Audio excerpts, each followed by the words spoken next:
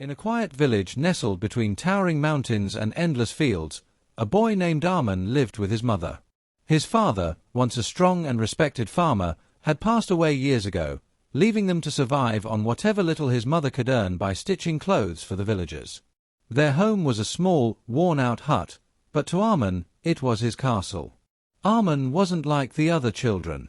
While they played, laughed, and ran freely, he limped, his right leg weaker than the other since birth. Yet, his spirit burned brighter than anyone else's.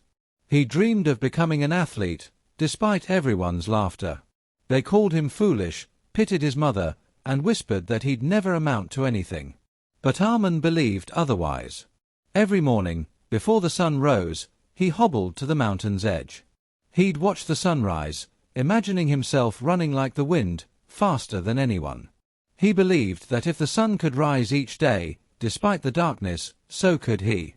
One day, as he returned home covered in dirt from a failed attempt to run, he found his mother coughing violently. Her face looked pale and tired. Panic seized him. She was his only family, his rock. That night, he sat beside her, holding her hand tightly. "I promise I'll make things better, Ma. I'll make you proud."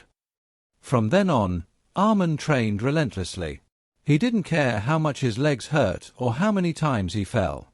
Each fall, he reminded himself, pain is temporary, but regret lasts forever. An old retired wrestler from the village named Rayhan watched Arman day after day. One evening, as Arman collapsed from exhaustion, Rayhan walked over. "You've got more heart than most men I've known," Rayhan said, his voice deep but kind.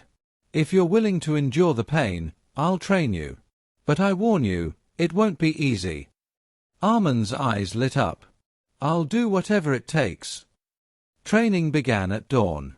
Arman did push-ups on one leg, dragged sacks of sand, and ran through the fields until his lungs burned. Rayhan taught him balance, strength, and most importantly, resilience. His weak leg trembled less with each passing day. Months turned into a year.